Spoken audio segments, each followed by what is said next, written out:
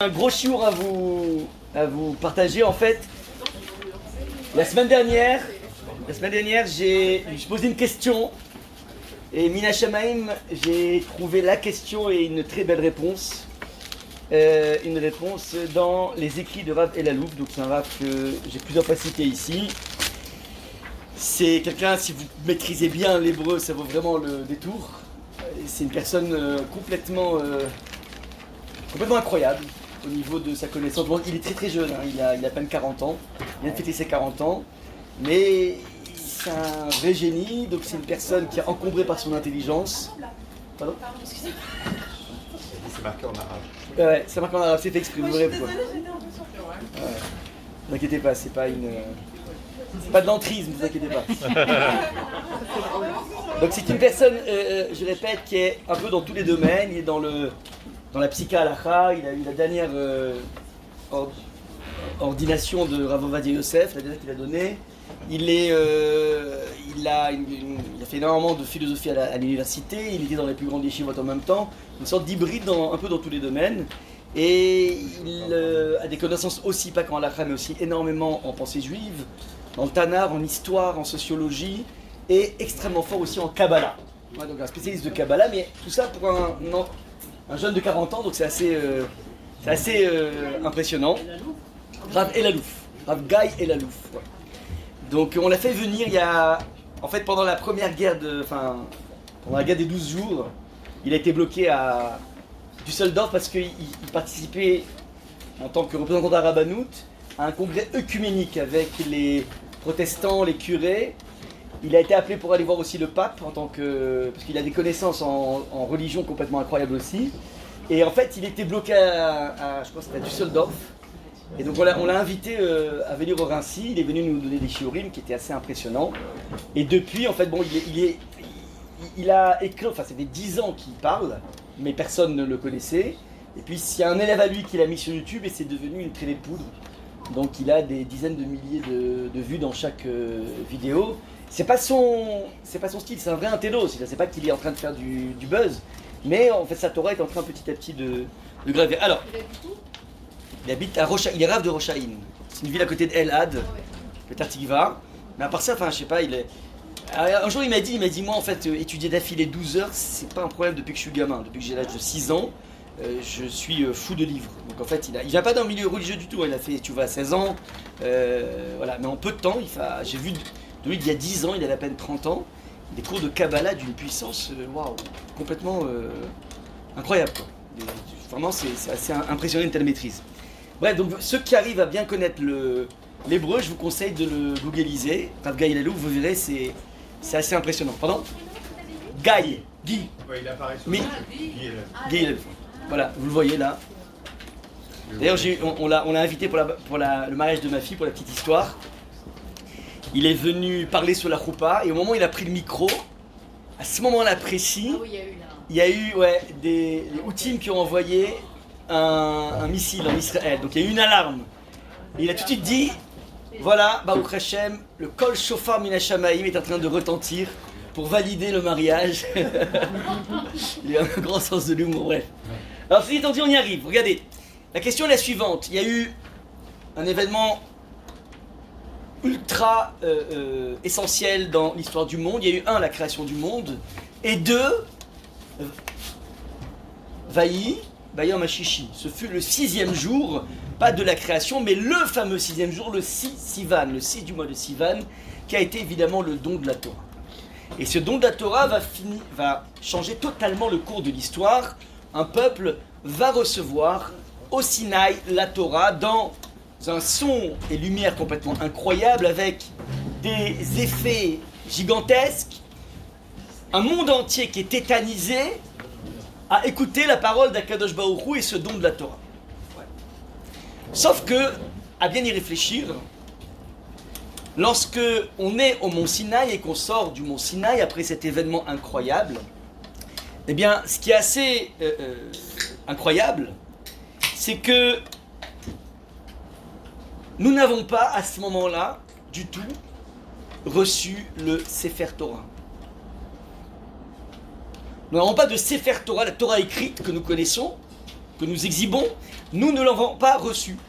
Pourquoi? Parce que d'après la tradition, dans le traité de Gittin, page 60, la Torah que nous avons a été écrite Megillah, Megillah, c'est-à-dire qu'au fil du temps, pendant les 40 ans d'errance dans le désert, Moshe Rabbeinu, au fil du temps, comme une sorte de journal de bord, il écrivait la Torah. Il avait écrit Bereshit la veille de sa mort. Dans la Torah. Peut-être Bereshit a écrit. Bereshit a été écrit. Oui, mais on n'avait rien parce qu'il faut attendre 40 ans. Il faut attendre peut-être même après sa mort ou alors qu'il est déjà mort pour arriver à la clôture du livre. Donc en fait, on n'avait rien dans les mains, pas de Sefer Torah. Rien. Ah, vous allez me dire, bien, si on n'a pas, exactement, si on n'a pas de Sefer Torah, on a au moins une sorte de table de la loi qui va être pour nous une sorte de repère, un repère écrit. Sauf que, c'était ma question que je m'étais posée la semaine dernière, même ça on l'a pas. Pourquoi? Puisqu'en fait, au moment du don de la Torah, Moshe l'a pas, il monte 40 jours pour les récupérer, il redescend et boum, à peine il voit ce qu'ils ont fait avec le Egel Zahav, il décide de tout briser. On va récupérer la commande, ouais. C'est bon, tout est là? Tout est là, c'est bon? Aïe.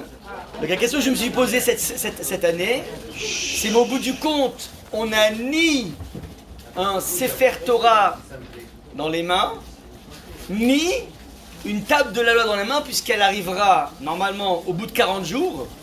Et au bout de 40 jours, il voit les dégâts du Egel Zahav, du veau d'or, il les brise. Donc je vais même vous dire qu'en fait, personne ne les a vus, ces tables de la loi. On a vu que des débris, il n'y a que Moshe Rabbeinu qui a eu accès à ces tables de la loi. Donc, qu'est-ce qu'on a dans nos mains au mont Sinaï? On n'a rien. On n'a rien. Et c'est quoi donc ce don de la Torah qui a l'air tout simplement dénué d'un objet, de quelque chose? Ça, c'est donc la grande question que j'ai eue. Et en fait, c'est exactement dans son shiur, c'est ce par quoi il commence, oui. Donc, en fait, on est les 10 paroles, on a entendu les 10 paroles. Alors, pas tout à fait, que de Moshe Rabbeinu. Mais quand même, finalement, notre but, c'est pour arriver que la Torah est dans notre cœur. C'est pas nulle part, mais c'est dans notre cœur. Parce qu'à la fin de Torah, On va voir. Moshe il dit c'est pour Oui, mais la question c'est qu'on va bien l'avoir ce Sefer Torah. Et on va bien l'avoir, on les aura les deuxièmes Luchot. Les Luchot, on les aura au bout de 120 jours. Les deuxièmes. Parce que 40 jours il monte, il descend, il les brise. Il remonte 40 jours pour pouvoir obtenir ce qu'on appelle Mechila Beka'as, un pardon en colère. Ça veut dire Hachem il dit que je te pardonne, je pardonne le klal, mais je suis encore en colère. Ouais, donc on n'est pas copain-copain. Et après il remonte Rosh Chodesh Elul, il redescend le 10 Tishri 40 jours après, c'est-à-dire Kippour, et là il amène les deuxièmes tables de la loi. Donc là, il va falloir qu'on attende 120 jours pour avoir quelque chose dans les mains de Matan Torah. Et comme il n'y avait pas encore d'iPhone là-bas, il n'y a pas de selfie, il n'y a rien. Ouais, il nous resterait des souvenirs, ouais. Donc là, c'est le point de départ. Et là, en fait, pour essayer de résoudre ce problème, on va rentrer dans quelque chose de conceptuel. On va partir du Zohar, en passant par Bergson, qui ne fait que illustrer le Zohar, mais il ne savait pas, mais voilà, on va lui apprendre aujourd'hui. Alors, le Zohar, il se trouve dans la paracha de Vayechi. Ouais. Et il dit la chose suivante. Il fait la ligne de démarcation entre on s'accroche là maintenant, entre le kol, c'est-à-dire la voix, et le dibour, qui s'appelle la parole. Il y a la voix d'un côté et la parole de l'autre. On dira d'ailleurs qu'on aura les aseret à dibrot. Les 10 paroles sont deux choses distinctes. Maintenant, il y a un kol. Et ce qui est très important, donc dit le Zohar, il n'y a pas de voix sans parole et pas de parole sans voix. Et la voix provient, dit le Zohar, je vous l'ai mis directement en hébreu, parce que sinon il est écrit en araméen, d'un lieu profond, et elle est chargée de diriger la parole. Donc, derrière chaque parole se cache une voix qui provient de la dimension la plus profonde de la personne. Et cette volonté, cette intention, se retrouve dans l'expression orale des mots. C'est ça qui devrait être le chemin normal. Maintenant, la voix, kol, c'est le principe général, et les paroles, les mots, sont les détails qui découlent de ce principe. Vous voyez bien, par exemple, quand vous voulez exprimer quelque chose, alors plus c'est quelque chose de profond, plus on a une difficulté atroce à trouver les mots pour le dire. Et lorsque tu es dans un état d'âme complexe, tu ne sais même pas parler. Donc il y a une réalité émotionnelle, intellectuelle que tu peux vivre et qui ne trouve pas de canal de diffusion. Et pourtant cette chose existe. Mais je n'arrive pas à exprimer ce que je ressens de façon très forte. C'est pas une idée même, pas forcément un monde émotionnel, c'est pas juste une idée tellement percutante que j'arrive pas à trouver les mots. Et ce sera par exemple aussi le poète qui essaiera de trouver le bon mot et qui mettra des jours à trouver le bon mot pour exprimer ce qu'il a envie de dire. Et il va déchirer 10 fois son poème avant d'arriver à ce qu'il cherche. Donc ça, si vous voulez, c'est le point. Maintenant, vous comprenez bien qu'un japonais qui viendrait assister à mon shiur ou un shiur de Torah, quel qu'il soit, il ne connaît pas un mot de français, il n'a pas un traducteur immédiat de chat. Donc lui, il va voir ici, il va me voir en train de gesticuler, il va voir des vibrations, il va voir des ondes, il va entendre des décibels, donc il va entendre mon col, et il pourra même porter un diagnostic en disant « cette personne a l'air emballée ». Ouais, on pourra dire ça, en japonais il le dira évidemment, ouais. Mais il va pas capter un iota de ce que je dis. En revanche, si un Français assiste, alors il y a des choses qu'on arrive à capter. Maintenant, ce qu'on capte, c'est ce que j'ai laissé transparaître dans l'idée que j'ai envie de vous transmettre. Donc je choisis mes mots, je fais un filtre, j'ai un filtre qui me permet de choisir, de tâtonner, de trouver les mots, d'essayer d'impacter les personnes qui m'entendent maintenant.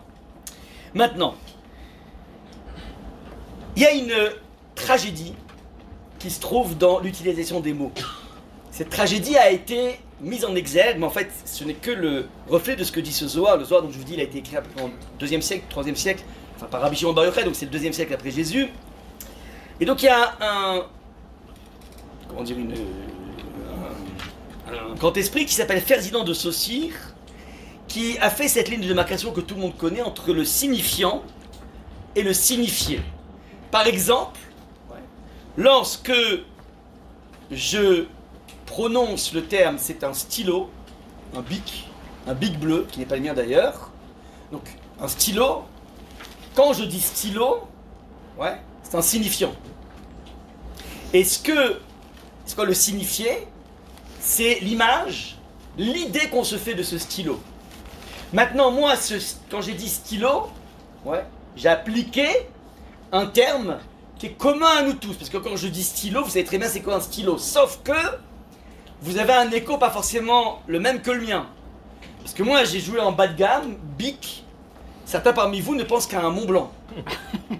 Donc on n'est pas du tout sur la même phase. On a juste trouvé une sorte de lieu commun pour pouvoir parler ensemble. Vous voyez bien par exemple que, c'est ce que dit le Ran dans Nedarim, Rabbeinu Nissim dans Nedarim, que tous les langages, à part le Lashon HaKodesh, à part le langage de la Torah, tous les langages sont ce qu'on appelle des Askamat Uma.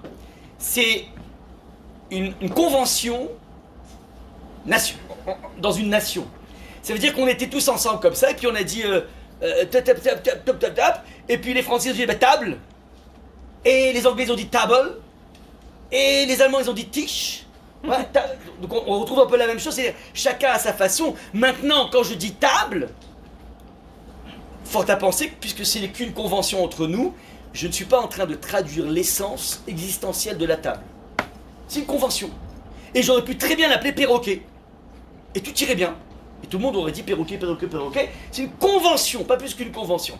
Donc il y a si vous voulez, et ce qu'on interroge ici, c'est la différence, le fossé, la fracture qui existe entre le mot utilisé et l'essence de la chose. Alors je vais le dire encore de façon plus sophistiquée, il ne le cite pas, ça, il aurait pu le faire avec la Louf, puisqu'il connaît très bien. Mais je vais vous citer un texte de Bergson, qui se retrouve ici, excusez-moi, hop. Je ne l'ai pas mis dans la truc parce que ça prenait trop de place. Alors Bergson, c'est un texte qui s'appelle Le Rire, mais qui ne va pas du tout du rire. Et donc le Bergson dit la chose suivante, enfin, pour tout dire, nous ne voyons pas les choses même.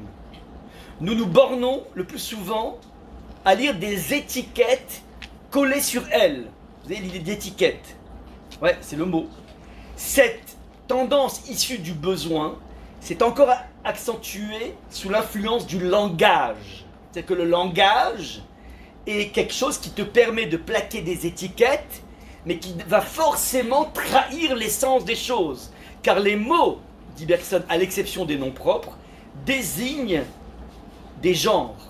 Et ce ne sont pas seulement les objets extérieurs, ce sont aussi nos propres états d'âme qui se dérobent à nous, dans ce qu'ils ont de personnel, d'originellement vécu. Je donne un exemple. Ouais. Lorsque je sens une colère qui monte, on est très pauvre pour pouvoir la décrire. Donc on va dire je suis vénère. C'est de quoi je suis vénère?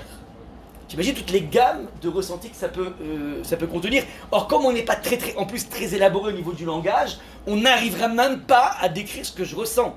Ouais. Quand nous éprouvons de l'amour, ce sont aussi nos propres états d'âme qui se dérobent à nous, dans ce qu'ils ont de personnel, d'originellement vécu. Quand nous éprouvons de l'amour ou de la haine, quand nous nous sentons joyeux ou tristes, est-ce bien notre sentiment lui-même qui arrive à notre conscience, avec les 1000 nuances fugitives et les 1000 résonances profondes qui en font quelque chose d'absolument nôtre. Nous serions alors tous romanciers, tous poètes, tous musiciens. Donc lui, il veut dire qu'il n'y a que les poètes, les romanciers et les musiciens qui peuvent traduire et donner le bon mot. Mais le plus souvent, nous n'apercevons de notre état d'âme que son déploiement extérieur. Nous ne saisissons de nos sentiments que leur aspect impersonnel. Ouais, quand je dis je suis vénère, en fait c'est un mot que tout le monde comprend, que tout le monde entend. Ouais. Celui que le langage a pu noter une fois pour toutes, parce qu'il est à peu près le même, dans les mêmes conditions pour tous les hommes. Donc c'est une sorte de lieu commun, mais qui ne traduit pas du tout ce qui se passe à l'intérieur de moi. Aussi, jusque dans notre propre individu, dit Bergson, l'individualité nous échappe. Nous nous mouvons parmi des généralités et des symboles comme en un champ clos où notre force se mesure utilement avec d'autres forces. J'ai pas le choix, je vis en société donc je suis obligé d'avoir un langage commun. Et dit-il, fasciné par l'action, attiré par elle pour notre plus grand bien, sur le terrain qu'elle s'est choisi, nous vivons dans une zone mitoyenne entre les choses et nous. Extérieurement aux choses, extérieurement aussi à nous-mêmes. Donc voilà un petit peu cette expression de la fracture qui existe entre l'être et l'expression de l'être. Ça c'est le point qui est touché. Mais tout ça finalement se retrouve dans ce couple que le Zohar a appelé Kol et Dibour.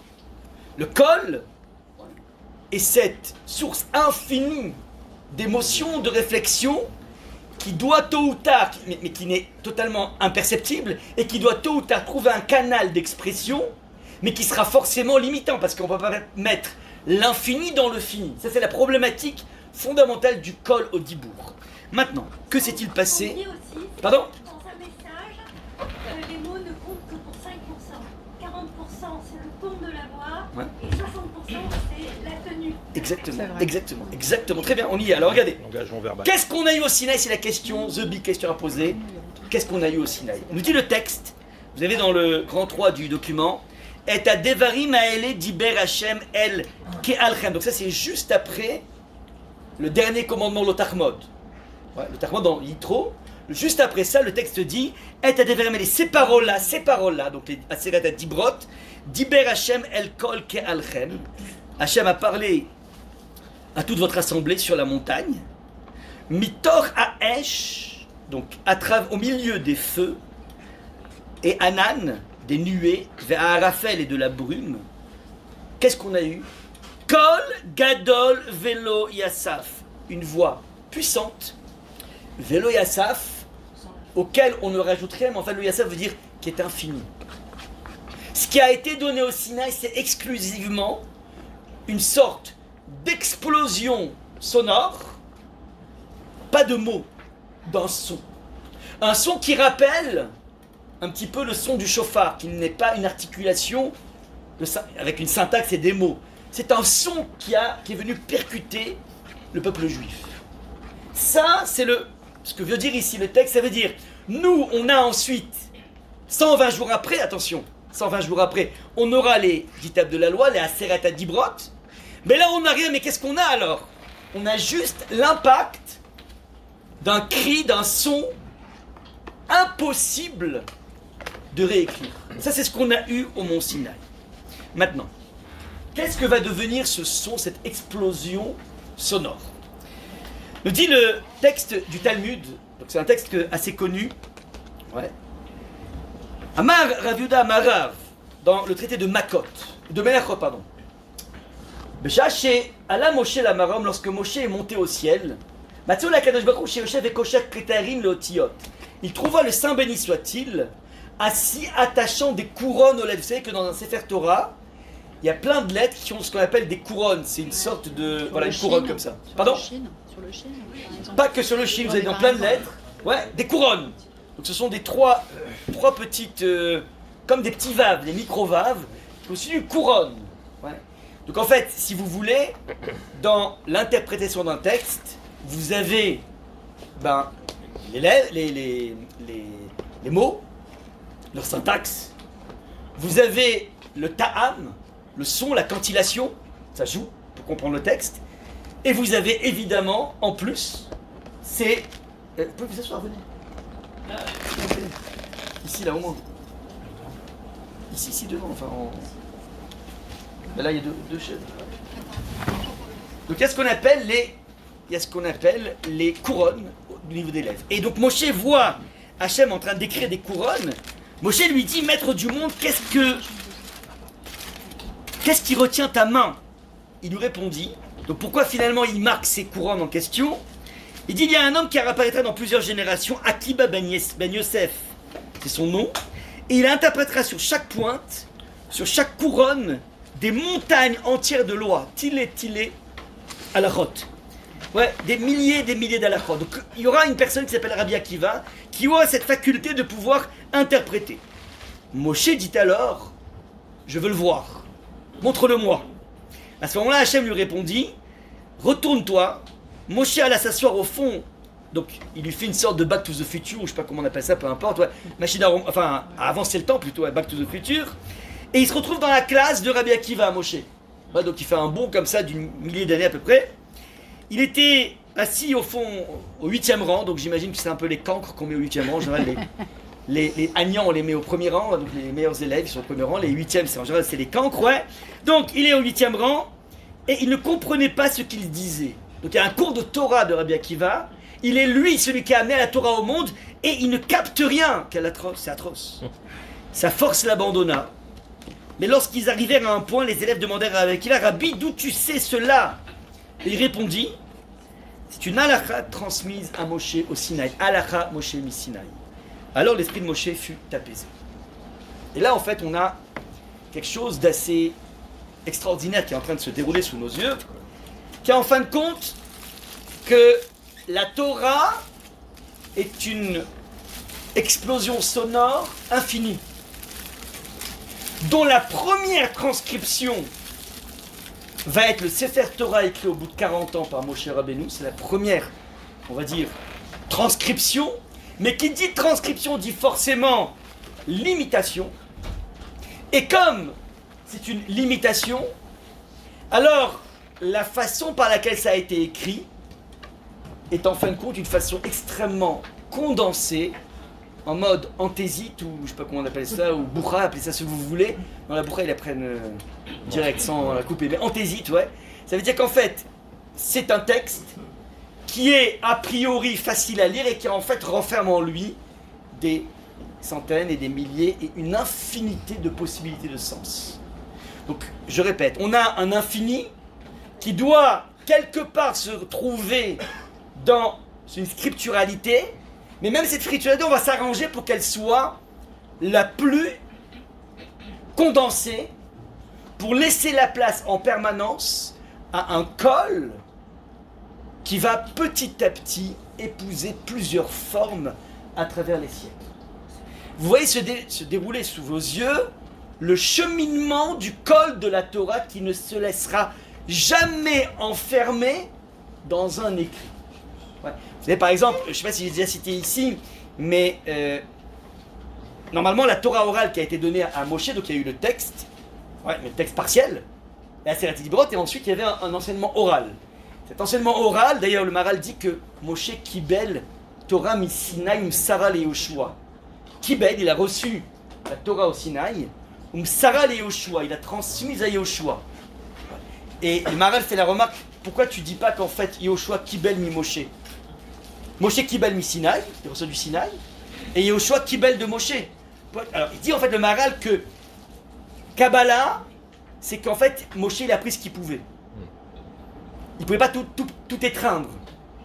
Par contre, tout ce qu'il a su, il a donné à Yoshua. Le terme Messira, c'est une transmission totale, donc il a donné tout le paquet. Mais il n'a pas tout pris, parce qu'en fait la Torah est forcément infinie. Donc il a, si vous voulez, pris ce qu'il a pu apprendre, embraser. Mais ce que Rabbi Akiva va dévoiler, il ne l'avait pas. Mais il vient de la même source, il vient du même col. Ça, c'est exactement comment la Torah, petit à petit, va tracer son lit à travers les siècles. Et on va passer de dévoilement en dévoilement, parce que de toute façon on est dans un système infini. Alors, je donne un exemple très très concret qui est amené par le Rav Yitzhak Hutner. C'est un petit peu profond, mais voilà, c'est important de comprendre c'est quoi la Torah. Le Rav Yitzhak Hutner fait une remarque assez magnifique, il dit que tout le monde connaît le fait qu'on avait un interdit stipulé d'écrire la Torah orale en écrit. C'est-à-dire que ce qui a été fait au IIe siècle après Jésus par Rébi, le rédacteur de la Mishnah, est un interdit capital de la Torah. Et ceux qui ont continué à Abaye et Rava à écrire le Talmud que vous voyez ici, c'est un interdit ultra capital de la Torah, c'était interdit de le faire. Donc pourquoi ils l'ont fait? Pas parce que c'est des rigolos, parce que c'est où on écrit, où il n'y a plus de Torah, où il n'y a plus de peuple juif. Parce qu'on est dans un contexte complexe, il y a de plus en plus de force à l'intérieur même du peuple juif qui commence à mettre la pagaille. Il y a le monde chrétien qui commence à prendre une ampleur incroyable. Donc on a à la fois des juifs qui sont des sales juifs à l'intérieur du peuple, et vous avez en plus des tonnes de nations qui sont en train de monter. Et donc on n'a plus de temple, on n'a plus d'élite, on nous a pris les 10 martyrs, on les a zigouillés en place publique. Donc dans un contexte particulier, il se dit si on n'écrit pas la Torah, eh bien on va tout simplement tout perdre. Donc il y a urgence. Maintenant, qu'est-ce qu'ils font? Ils écrivent la Mishnah. Maintenant, quand bien même ils écrivent la Mishnah, vous remarquerez que lorsqu'on étudie les Mishnayot, en fait ça peut prendre un temps fou, parce que c'est un texte qui est relativement simple, mais qui est en fait un concentré ultra complexe, un petit peu comme, vous savez, la relativité c'est fastoche. Ça se résume à E égale MC2. Finger in the nose, ouais. Maintenant, E égale MC2, il va falloir pas mal d'années pour essayer de comprendre qu'est-ce qu'on entend par cette formule qui résume tout, enfin une partie de tout, oui. Les Mishnayot c'est pareil, ça veut dire il y a une densité dans le texte qui fait qu'il appelle à discuter, à comparer. Et une fois que la Mishnah elle-même, c'était pas suffisant, on a écrit la Gemara, qui est une œuvre beaucoup plus large. Mais la Gemara elle-même devient trop complexe, donc on va expliciter les choses grâce au Rishonim. Rashi, Ramban, et toutes ces couches successives vont permettre petit à petit de dévoiler le dit et le non-dit de la Torah. Mais après tout ce qu'on aura dévoilé, vous voyez en fait qu'on n'aura jamais tout dévoilé parce qu'on est dans un système de révélation de l'infini. Ça c'est la façon dont la Torah va se déployer. Maintenant. Les mots à travers le temps et l'espace vont permettre de donner une réalité palpable à l'infinie parole. Et c'est un peu ce qui est marqué dans le Talmud de Yerushalmi, qui dit que Afilu Mashiatit Talmid Vatik le Orot Lifne Rabo Dvar Nehemar le Moshe Bissina. C'est-à-dire que tout ce qui va être dévoilé jusqu'à aujourd'hui, dans n'importe quel lieu d'étude, dans n'importe quel Beth Midrash, tout ça, même si c'est quelque chose de tout à fait nouveau qui n'a jamais été dit, en fait était contenu dans cette voix, ce magma incroyable de son qui a été donné à Moshe Rabbeinu. Et là, on arrive à une démarcation extrêmement importante. On nous a toujours donné comme qualificatif d'être ce qu'on appelle le peuple du livre. Vous savez d'où ça vient? Ça vient pas des chrétiens, ni de quiconque, ni de nous. Ça vient des Arabes, du Coran. Je l'ai marqué ici même en arabe parce que le chat me l'a donné. Ouais. Al-Kitab. Al-Kitab. Ouais. Al, c'est le peuple. Al-Kitab. Katouv. Katouv, ouais. Donc c'est le peuple de l'écrit. Et en fait, c'est un contresens absolument terrible. Parce que d'abord, on n'a pas eu d'écrit. Ouais. On est dans une oralité radicale, primo. Et secondo, c'est tout à fait révélateur du système, de la doctrine musulmane, si vous voulez, de partir du principe que tout est écrit, maktoub, c'est écrit, et on ne touche pas à l'écrit. Mais nous, vous voyez en fait que l'écrit, on passe notre vie à le malaxer. Vous comprenez pas? Donc il y a dans leur système une notion de destinée, on ne... Fausse alerte, ouais, c'était pas troisième round. C'est même tout le contraire. Donc, on passe notre vie à triturer le texte, à regarder toutes les aspérités du texte. Il y avait un très grand maître qui s'appelait le rabbi de Kotsk. Et qui a amené un éclairage à la Torah absolument incroyable. Et il était myope. Ouais. Et il refusait, quand il lisait la Torah, enfin quand il étudiait, de mettre des lunettes. Il dit parce qu'en fait, en voyant en troupe, ça me permet de découvrir des nouveaux sens. Vous comprenez ou pas? Quand je lis un peu tordu le texte, ça me permet de dévoiler des nouveaux sens. Donc là, si vous voulez, c'est la ligne de démarcation extrêmement claire. On n'est absolument pas le peuple du livre. On est un peuple d'une révélation permanente. Tout a commencé, excusez-moi, tout a commencé à cette révélation du Sinaï, c'est la révélation qu'on a eue, et qui va petit à petit, à travers les siècles, pouvoir se déployer, se déployer, se déployer, et ceci sans aucune fin.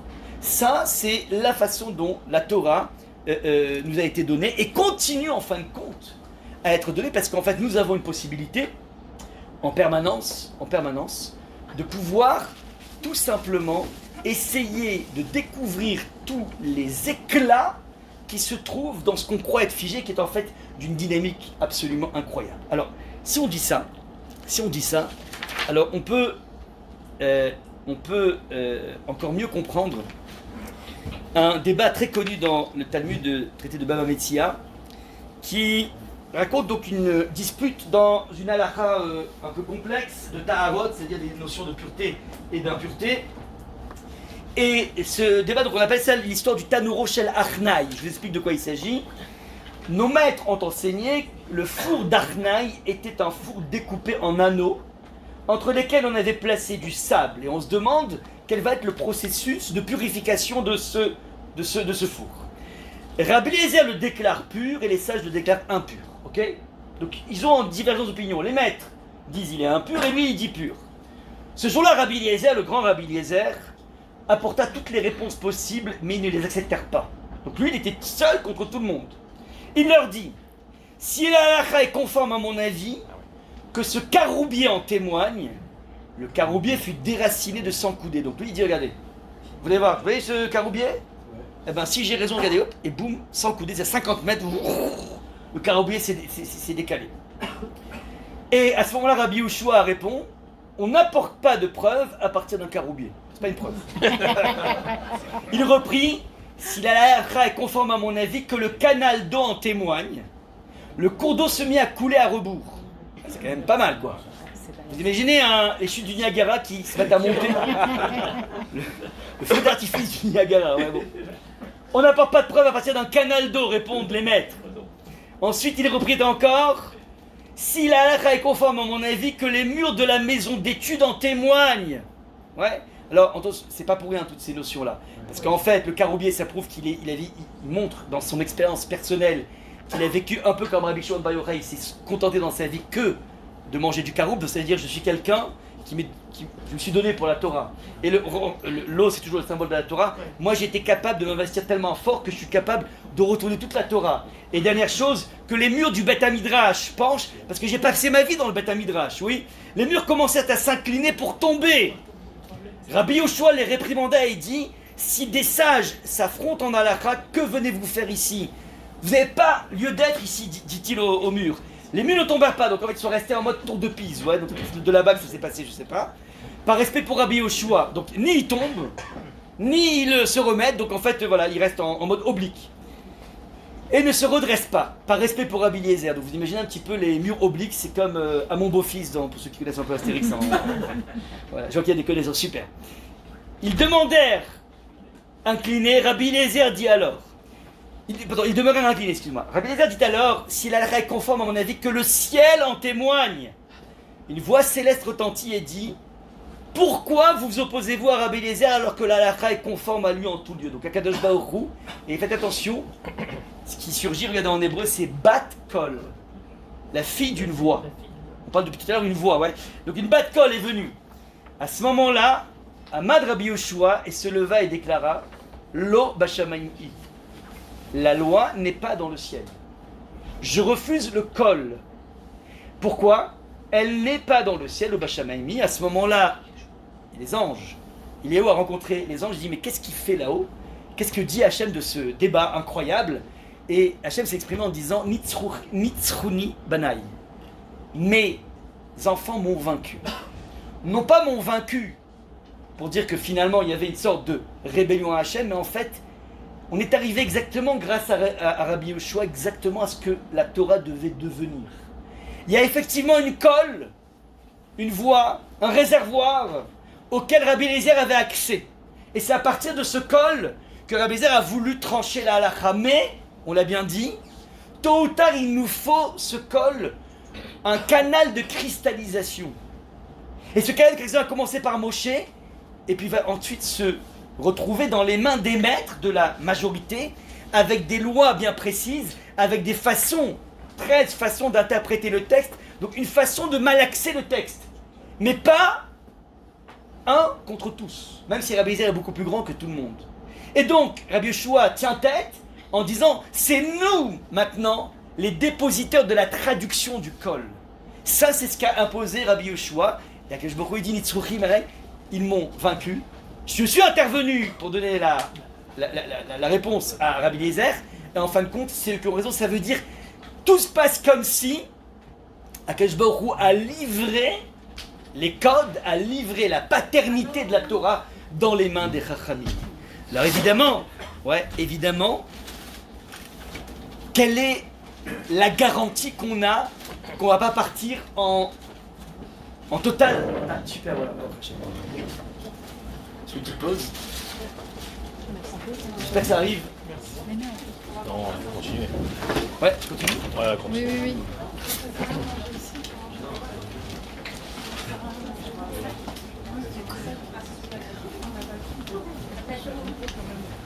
Tu le récupères parce que c'est... Ça veut dire que bas de colle, c'est en dessous de la colle. Ouais. Et donc on ne tient pas compte de la bas de colle. Mais même du col. Ouais. Même du col.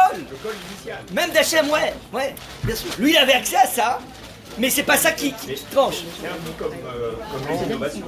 C'est comme les Alors regardez comment c'est intéressant. C'est bon? Il y a du...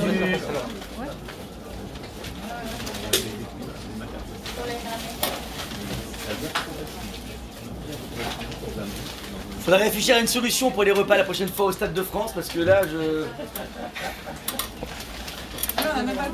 Amenez vos sandwichs. Désolé, non, mais c'est pas, il faudrait que...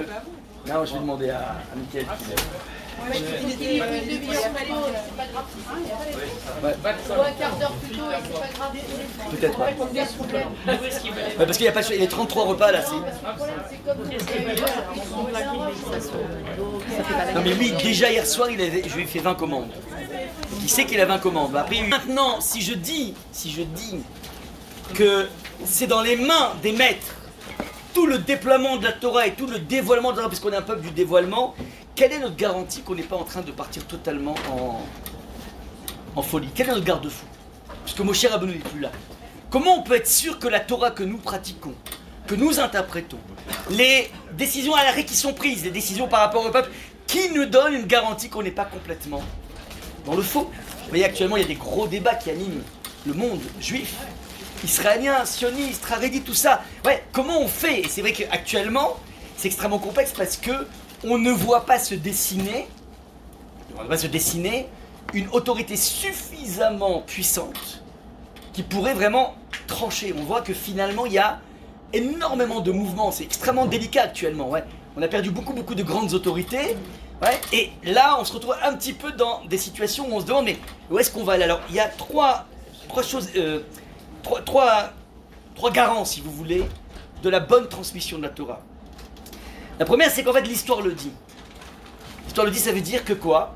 Que il y avait une personne qui a réussi à obtenir le consensus de pratiquement tous les rabbinim du monde entier, les plus grands de l'époque. Il s'appelait Shabbatai Tzvi. Shabbatai Tzvi, c'était en fait un faux messie, mais il a fait des tonnes de miracles. Et tous les plus grands maîtres de l'époque ont misé sur lui en tant que Mashiach. Il y a une personne. C'est 17e. Il y a une personne qui a déjoué le personnage. Il a envoyé des élèves à lui pour observer Shabbatai Tzvi, comment il vivait. Et ils ont observé, bon, ils ont dit, bah, il est super, il fait Shabbat, enfin tout va bien, quoi, il fait des super drachot et tout ça. Mais ils ont vu une chose, c'est qu'en fait, quand il s'endormait, alors le Shulchan Aruch donne une conduite pour s'endormir, pour se mettre, on se met pas sur le dos, on se met en position fétale. Pourquoi? Parce que quand, je vous explique, quand on se met sur le dos, alors quelque part ça peut réchauffer un petit peu, ça peut créer des nuisances, on va dire comme ça. Bon, donc c'est la cause. Et ça c'est un conseil, c'est pas une halakha vraiment. Et quand il a vu ça, le Rav, il a dit quoi? Un détail du Shulchan Aruch n'est pas respecté par lui, c'est un faux messie. Attends, le mec il faisait des miracles, il faisait un truc. Et donc il est sorti contre lui, et ça a créé un schisme dans le peuple juif terrible parce que les gens, ils croyaient dur comme fer. Dur comme fer. Je donne même un exemple, une histoire qui s'est passée cette histoire, il y avait un très grand commentateur de la Mishnah qui s'appelle le Tosfot Yom Tov. C'est un géant qui est enterré à Cracovie, dans le cimetière du Rama. Tosfot Yom Tov. Maintenant, son fils a été emprisonné en Turquie. Il a été libéré et il est passé par l'Allemagne pour Shabbat. Donc il arrive dans une communauté, on apprend que c'est le fils du Tosfot Yom Tov, c'était le plus grand autorité de l'époque. Ils lui font le kavod comme il faut. Bon. Il arrive et évidemment, ils le font monter à troisième à la Torah, il monte à la Torah, et puis à la fin de la lecture de la Torah, le shamash vient et il s'exclame en disant, il fait la bénédiction pour l'assemblée, après il dit Yechi Adonenu Morenu Verabenu Melech HaMashiach Shabbatai Tzvi. Le bedeau, ouais, il fait la bracha comme tout le monde. Et là, le fils de Dieu dit mais vous êtes fous! Mais vous êtes fous, j'étais avec lui en prison! Ochel Nevelot va être très fort, il mange de la viande pas cachère, il s'est converti à l'islam. Ouais. Et à ce moment-là, le bedeau entend ça, il prend la menorah qui était à côté de lui, il a transpercé le cœur du fils du Tosfot Yom Tov. Et ce témoignage est venu du médecin qui a essayé de sauver le fils de Tosfot, il n'a pas réussi. Les croyants, c'est un truc de fou. C'est un truc de fou, ouais. Donc il est mort le fils de Tosfot. Donc je dis quand les gens, ça crée des schismes terribles parce qu'ils y croyaient dur comme fer. Ouais. Mais tu vois bien, l'eau elle est remontée, les côtes limites, ouais. Donc ça c'est la première chose. Donc en fait, l'histoire... Il a converti en islam. Oui, à la fin, oui. Ah oui, non, il a été arrêté par le sultan parce que c'était une personnalité trop... Et après, il a fini par convertir à l'islam, ouais. Maintenant, deuxième chose, vous voyez qu'il y a l'histoire nous renseigne. À une époque, Rabbi Akiva a misé sur Bar Korba, en pensant que c'est le Mashiach, et finalement... C'était pas ça. Et il s'est trompé, et c'est pas grave, on peut se tromper dans la vie. Donc, premièrement, on a un garant de l'histoire. Deuxième chose, évidemment, les personnes qu'on écoute sont forcément des personnes qui sont pas des héritiers, mais qui viennent d'une méritocratie. C'est-à-dire qu'en fait, à la base, on a des savants en Torah, mais pas que. Des personnes qui ont une très grande crainte de Dieu, et qui ont des traits de caractère complètement incroyables. Et ça, c'est l'apanage de tous les Dolé Israël, toujours. Vous verrez, en fait, c'est pas que des savants cosinus, c'est des personnes qui sont toujours manifestées dans une connaissance, dans une capacité de s'occuper de l'autre complètement vertigineuse. Ouais. Ça c'est le deuxième point. Et il y a un troisième point qui est très intéressant, c'est qu'Akadosh Baruch Hu, en filigrane, intervient pour faire émerger certains pans de la Torah et éteindre certains autres pans de la Torah. Regardez comment c'est magnifique. Pendant très très longtemps, l'œuvre essentielle qui était hégémonique dans le peuple juif de réflexion, c'était le Moreh Nevuchim, donc le guide des égarés du Rambam, qui est une œuvre dans un ultra-rationalisme inspiré du monde aristotélicien, qui était donc, si vous voulez, la référence ultime. Et à l'époque du XVIe siècle, 15e-16e siècle, il y a un très grand maître, Rabbi Yehuda Halevi, qui a écrit le Kuzari, qui est un livre de pensée juive fantastique, fondamental, et qui était complètement mis de côté. Et actuellement, au fil du temps, à travers les siècles, le Moreh Nevuchim a été quelque part un petit peu, pas éteint, Chas Shalom, et le livre de référence aujourd'hui de pensée juive, par lequel on est censé commencer, c'est le Kuzari. Donc Akash Baruch Hu, petit à petit, s'arrange pour orienter les choses. Regardez un petit peu comment c'est extraordinaire, l'essor de la Chassidoute. C'est que le monde de la Chassidoute est né donc par ce génie du Baal Shem Tov, mais au début ils n'avaient pas le droit de citer, parce que le monde était exclusivement lituanien.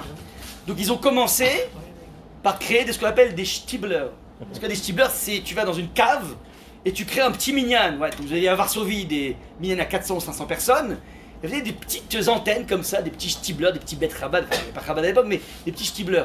Maintenant ce qui est génial, c'est que ces petits shtibler, quand on est à peine 12 dans la communauté, tu as beaucoup plus de chances de devenir trésorier, président, responsable, ouais, que quand on est dans une choule à 500 personnes, où tu seras un parfait. Et donc ces personnes se sont senties bénies par le Rébé, et qui petit à petit ont filtré, et sont devenus aujourd'hui la force au niveau orthodoxe la plus forte.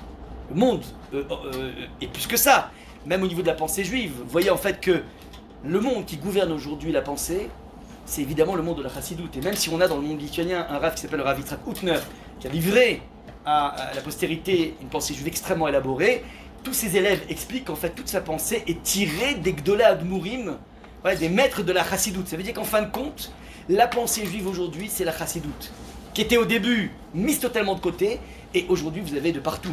Regardez comment Rabbi Nachman de Breslev est venu transpercer même les murs des yeshivot. C'était un livre qui était complètement mis de côté.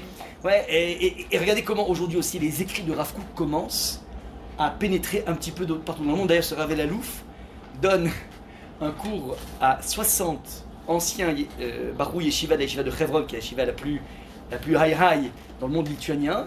Il leur donne des cours de Rav Kook toutes les semaines, ouais, sur Rav Kook. Ouais, donc il y a de plus en plus, maintenant on sent en fait qu'Akadosh Baruch Hu est en train, de façon extrêmement subtile, de faire émerger des courants, parce qu'il y a un besoin aujourd'hui de Chassidoute qui nous permet d'appréhender la Torah de façon avec énormément de simcha, et qui est le besoin de la génération. Donc c'est ça qui se passe. Donc on a 3 garants. Maintenant juste je finis sur les mots qui sont très intéressants. On n'a rien au Sinaï si c'était cette explosion de son, ces décibels incroyables, que nous n'arrivons même pas pour l'instant à matérialiser dans un livre. On va attendre 120 jours d'avoir ce qu'on appelle les tables de la loi. Et nous dit le texte, Vayomer Hashem el Moshe, Pesol lechashne nuchot avanim. Pesol, ça veut dire tu dois façonner, tu dois malaxer. C'est-à-dire que les premières tables étaient faites de la main de Dieu, cette fois-ci elles sont faites de la main de Moshe. Ça veut dire que Moshe, et d'ailleurs il va changer, le texte n'est pas le même. Il y a au moins 10 différences, ouais, entre les premières tables et les deuxièmes tables. C'est pas les mêmes, c'est pas une erreur. C'est qu'il a voulu adapter le message qui soit un peu plus humain, un peu moins divin. Ça veut dire qu'il y a une mainmise de l'homme, de Moshe, du Raham, du Mechadesh, dans le texte humain de la Torah. Il va donner une orientation. Et c'est encore plus fou. Regardez un petit peu ce que nous on a dit à Kadosh Baruch Hu au Sinaï, c'est la paracha cette semaine. Vaikar Sefer Aberit, Vaikra Beozne Ha'am, Vayomeru Kol Asher Diber. Hachem Naaseh Venishma. On a dit à Hachem, tout le monde connaît ça, Naaseh Venishma. Et le pshat classique, c'est dire Naaseh, nous ferons, et ensuite on comprendra. On est prêt à être dans l'obéissance. Mais en fait, c'est cette explication qui est classique et que j'ai dû dire des centaines de fois. Je change un petit peu le tir là maintenant avec ce chiour. Et c'est pas grave parce que ça permet de voir un petit peu la richesse du texte. Mais la asot en hébreu, Rabotai, la asot en hébreu, ne veut pas dire faire. En hébreu moderne, oui, pas en hébreu biblique. Pour savoir la vraie définition de la asot, on est obligé d'aller voir la première occurrence de la asot en hébreu. Et la première occurrence se trouve dans le 6e verset de la Torah, de mémoire. Il dit le texte, Vaya'as Elokim atarakia. Dieu, Vaya'as, alors littéralement tu dis, il a fait le firmament. Demande Rachi sur place. Mais je comprends pas, on a déjà parlé de la création de cieux, puisqu'en fait il y a marqué Bereshit bara, Elokim et Hashamaim v'etaret. Hacham a créé les cieux. Alors pourquoi tu dis Rakia, le firmament? Mais c'est la même chose. Et réponse de Rachi, non. Bereshit bara, c'est une extraction ex nihilo. Vaya'as, c'est façonner. Ça veut dire qu'une fois qu'il a fait, il a façonné, il a créé un firmament. Donc en fait, c'est une façon de malaxer la chose. Ouais. Alors, regardez, Naaseh Venishma, on va malaxer, on va s'approprier Venishma. Et on comprendra en fonction de notre génération, en fonction d'un nouvel éclairage, en fonction de ce dévoilement. Et si on a vu ça, on peut aussi, petite parenthèse, comprendre une parole du Talmud qui devrait faire que je reçoive des tomates sur ma belle chemise blanche. Ouais, le Talmud déclare que Ishak Shera Osa Retzon Baala. La femme cachère, a priori, elle fait la volonté de son mari. Et très souvent, les gens se sont appuyés là-dessus pour en avoir une lecture maghrébine. Ouais. J'adore. Mais, avec ce que je viens de dire, en fait, la asot ne veut pas dire faire, elle veut dire façonner. Donc, Ishak Shera, la femme cachère, et celle qui façonne la volonté de son mari, elle arrive à lui faire vouloir. Et le plus bel exemple, c'est Dévorah Nevia. Dévorah qui était une prophétesse, qui était en même temps un juge rabbinique. Dévorah, quand elle s'est mariée, elle s'est rendue compte que son mari n'était pas vraiment à la hauteur. Ouais, il était plutôt... pas le même standing, on va dire, au niveau intellectuel, au niveau connaissance. Mais elle n'est pas allée en frontal, en disant t'es bidon. Elle a, elle s'est dit, bon, je vais essayer de donner goût aux choses. Alors qu'est-ce qu'elle a dit? Écoute, chérie, j'ai l'idée d'un super business. On n'habite pas très loin du temple. Viens, on s'occupe de fournir au temple les mèches pour l'allumage des bougies là-bas, l'allumage des veilleuses. Ouais. Alors, en fait, d'ailleurs, on l'appelle dans le texte Échette Lapidote, la femme des flambeaux. Ouais, pourquoi ça va faire des flambeaux? Parce qu'en fait, elle est rentrée dans le business des mèches. Donc, elle confectionnait les mèches et lui, il est amené avec une brouette. Mais elle était intelligente. Elle s'était mise de mèches avec les réceptionnistes, qui étaient des Kohanim. Kohen veut dire des gens qui connaissent la Torah. Donc, elle leur a dit, écoutez, voilà, mon mari, il ne connaît pas trop. Essayez de lui donner le goût. Donc, il réceptionnait la marcheuse, il commençait à parler en Torah avec lui. Et plus ils ont parlé, plus il s'est intéressé, plus il est devenu quelqu'un de très grand en Torah. Donc voilà un peu ce qu'on appelle Ishak Shera Osa Retzon Baala. Elle arrive petit à petit à créer les occasions de rencontres pour petit à petit en finesse pousser. Voilà un petit peu ce qu'on peut apporter. Bon voilà, je voulais partager avec vous. Voilà, la Torah, vous avez compris, c'est un dévoilement qui est jusqu'à aujourd'hui permanent. Et plus on va se frictionner avec le texte, plus on a la chance de découvrir des choses absolument magnifiques pour nous, pour la Torah, pour le clan Israël. Merci.